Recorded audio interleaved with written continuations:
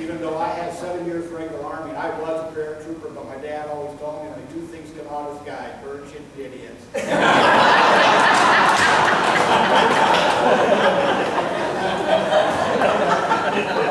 He still wanted to go anyway. After my recruiting duties were over, I went to different other units as well. I retired as a first sergeant. When I got this phone call, the first thing my wife says, "Who in the hell did you piss off now?" But again, I was honored when they phoned me and asked me to come. Congratulations.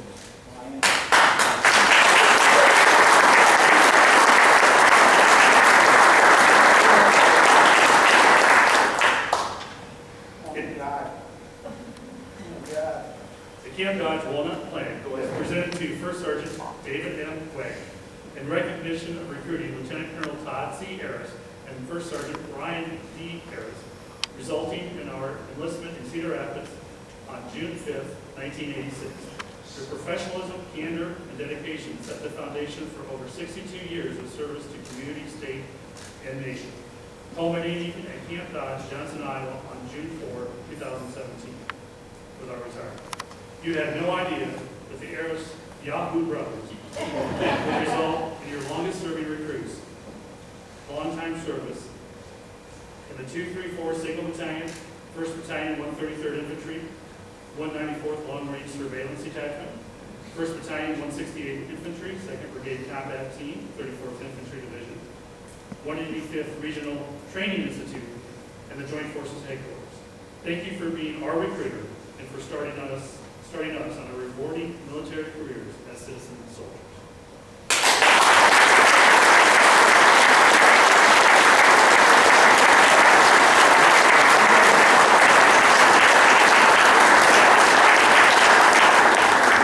All right, gentlemen, the floor is yours. Sergeant Colonel, ready? First of all, can I get a water, a bottle of water, please?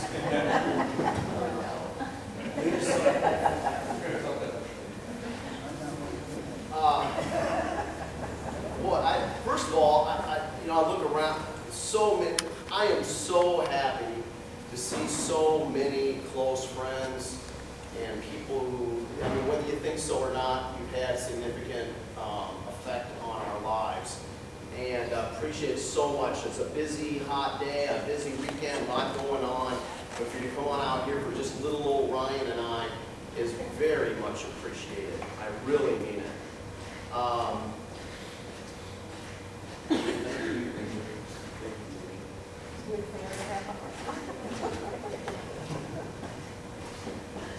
Set that down there for a moment.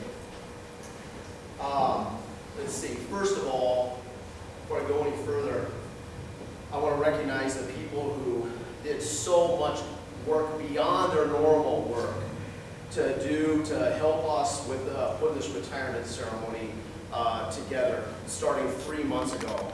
Ryan and I had started with some ideas over the last year, but it really all started coming together really since I got back from Kosovo in the middle of February. I had been gone for 2 years, and we made the decision to go ahead and retire together.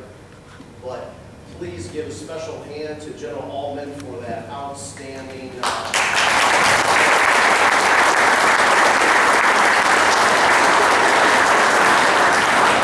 Lieutenant Colonel Mike One, who's the full-time Kosovo coordinator, and he's the one that first came to me and says, "Hey, how'd you like to do a tour in Kosovo?"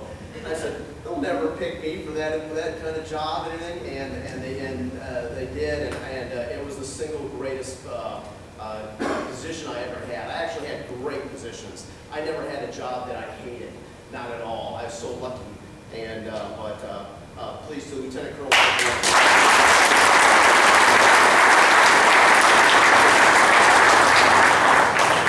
And I want to make sure, just double check and make sure I don't skip. Of course, the Chaplain McManus, thank you very much for coming today.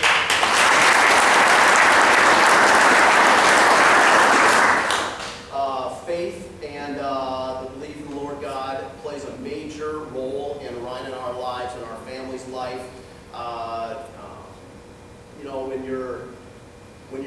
When you've flown 22 times over the Atlantic Ocean and to different deployments, Only 2 of those were just for a vacation and everything.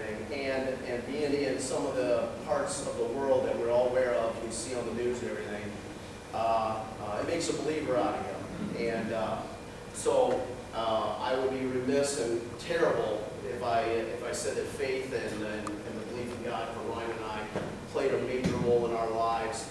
And we've had to say a lot of prayers over the time, not just for our own safety, but as also for support to our family, remembrance of the soldiers who retired before us, and those, unfortunately, would never have a retirement.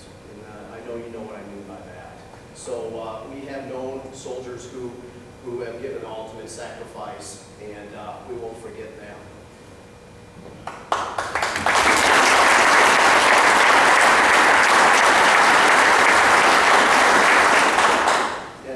Master Sergeant Duff McFadden, he's not here today, he retired yesterday. He did the wonderful slideshow for Ryan and I. Sergeant Brandon Boren from the Recruiting and Retention, who helped us put together for Sergeant Wagner's plaque, did an outstanding job. And of course to Sergeant Major Warrington, Staff Sergeant Seago, Staff Sergeant Walter, Sergeant First Class Thompson, Sergeant First Class Menke, Sergeant First Class Felty, Master Sergeant Westra, and Major Wallace, who all helped us, part of the support staff, and helped us put the retirement together. Thank you very, very much. And of course to Major General Greg Schwab for coming together for ESGR from the Air National Guard. Thank you very, very much for your support, sir.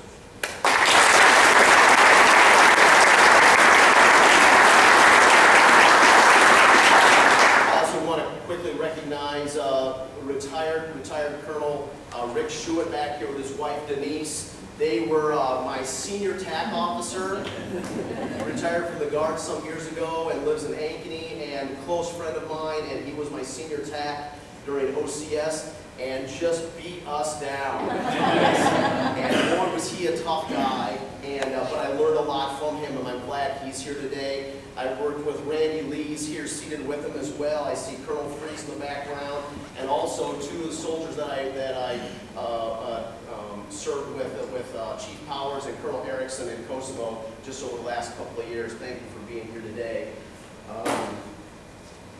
Moving on, I know we've got a lot to do to cover and everything, but I want to make it fast. They told me 55 minutes. I saw 55 minutes. No, I said Todd, 5 minutes. 5 minutes. So, Brian, did you, let's see, go ahead. I get 4, I get 1. No, I'd have to say thanks for everyone to come out again. Before it started, I seen people come in the door. I was shocked to see that you came for our retirement. When we got in, I didn't think we would go this far. So thanks for showing up. I know that the ones that supported me through several things are here. I could probably start naming names, but then I'd forget some. But it's that support that helps you grow. And it's also that support that you get a chewing out or a good kick in the butt saying that's wrong. Do it this way. So, again, I'm glad that you're here. For me to retire, for Todd also, we didn't think we'd go this far. We thought that we would probably get out of our 6 years, do the minimum we required to come out.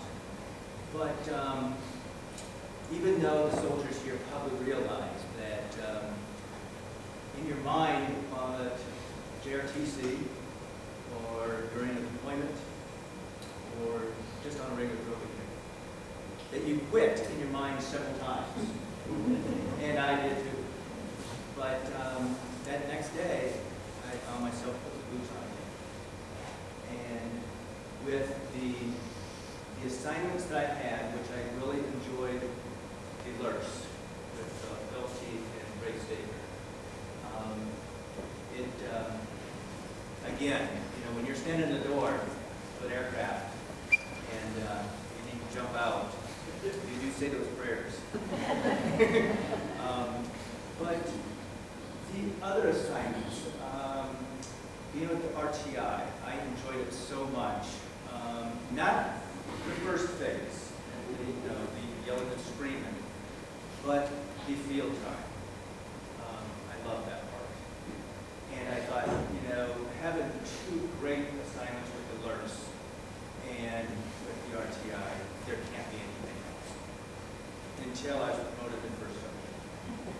And then I realized this is the best job. You got to work with the soldiers and trying to train them the best that I could. And you never know the response you get until many years later when that soldier comes up that I don't recognize, that I don't really know. But there's so many that came up and said, hey, I'm glad that you taught me this, or how you showed us that. And it hits you kind of hard on, hey, listen. But, and then I invited my commander with 168. He couldn't make it. But once I was done with the BSTB, when they changed it to the engineer battalion, I expected to go to brigade for the last 6-7 months until I retired. And when Sergeant Major told me that they're going to send me out to 168 in Denison, I didn't know where Denison was. But it was 3.5 hours away from the house. And I thought, I don't want to go there. But once I got out there, my impressions prior to that faded away. Because it was a great group of guys. They knew what they were doing, and I enjoyed it. And I kind of now, it's too late to start over and go back. To go back and finish a few more months, or at least 18 with them. So, through the career, and I think Todd, thinks the same thing, that we got so much support from everyone.